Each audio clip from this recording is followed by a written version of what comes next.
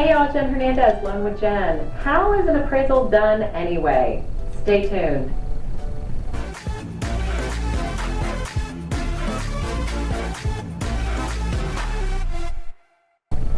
Hey, we're back. Okay, so a property appraisal is done by a mortgage company. If you're paying cash, anybody can order an independent appraisal on their own. But we're talking about today, when you're obtaining a mortgage, what is the appraisal process? What can you expect?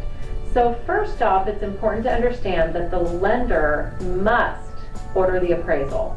It cannot be influenced by the seller, the buyer, the agents, even the loan officer, even myself can't have anything to do with the ordering.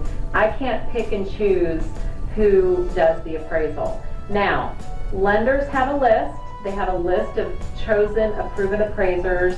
Some companies may have a few appraisers and some have a multitude. Of course, doing appraisals all over an area, there's a multitude of appraisers that are on the list.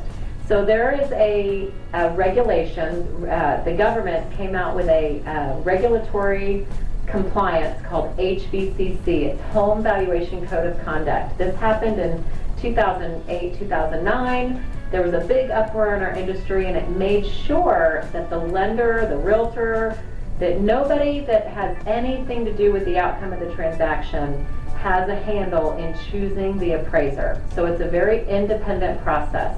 So that being said, the lender, let's say that we have to order an appraisal, we have to order it through a portal. We have to keep a distance between the loan officer and the loan officer team. Anyone in sales that's going to have a positive outcome or be paid on the transaction can't choose the appraisal. So it's randomly assigned. We have a list of many appraisers based on the zip code that they do appraisals in. That's how companies do it.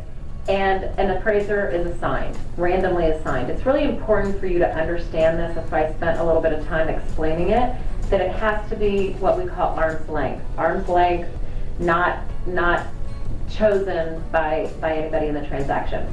So it's assigned, and then from there, the appointment is set. So the appraiser contacts the listing agent directly, or whoever the contact is affirmed to be. They make the appointment, and then they go out to the inspection. So they will meet either the seller or the listing agent at the house, and they will go in. They'll be there for 15 to 20 minutes. If you're refinancing, they'll meet you at the house. So they will go in 15 to 20 minutes, they'll remeasure, they'll take pictures, they need to take pictures of the interior rooms, etc. Now, a lot of people worry, this is a side note, they worry that if their house is messy, that it'll come in at a lower value. That is not true. They're looking for amenities. They're not going to make a judgment on things laying around. They're looking for quality of construction, upgrades, etc. So any kind of clutter is not going to make or break the deal. So don't worry about that. So the photos and everything are taken. So they inspect. And then also the appraisers, when they're out and about at the property, they go and drive and have to take pictures of the exterior of the houses that they're also comparing this particular house to. So there is some research done ahead of time so that when they're visiting house at 123 ABC Street, they can drive the comparables that they have potentially chosen to compare it to, and they have to take pictures of those houses as well. So then the appraiser goes back to their office, and at some point they work up the report. So the report is kind of a 15 to 20 page document, lots of detail.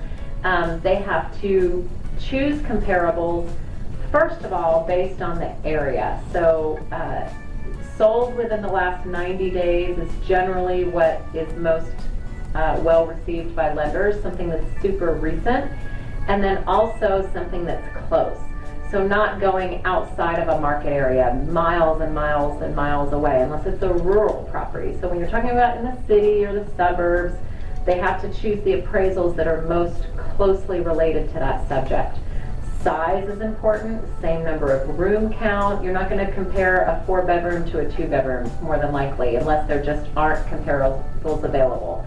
So the appraiser picks and chooses comparables that they feel that based on, like again, age, size, amenities, room count, proximity, all of those things are considered. They come up with anywhere from 3 to 6 comparables in order to compare.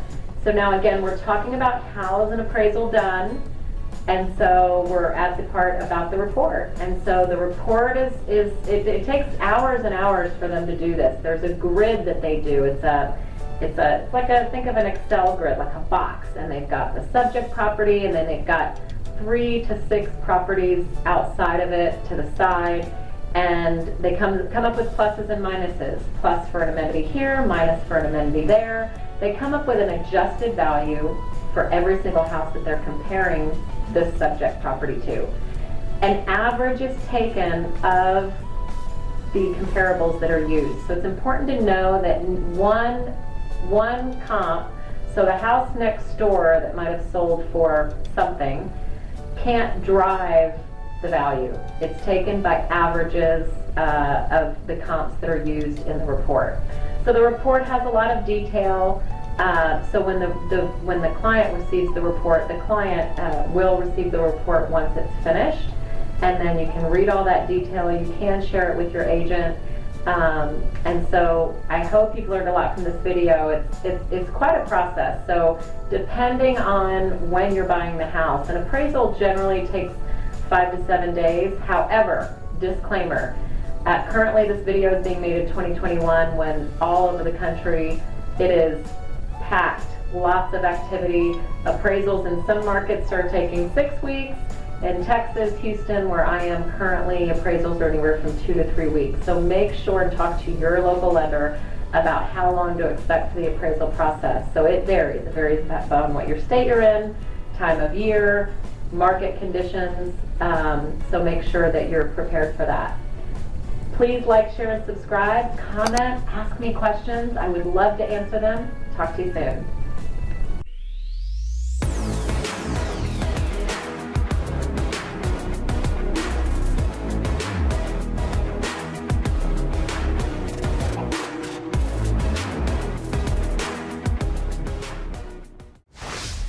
Legacy Mutual Mortgage is an equal housing opportunity lender. The opinions expressed here do not reflect those of Legacy Mutual Mortgage.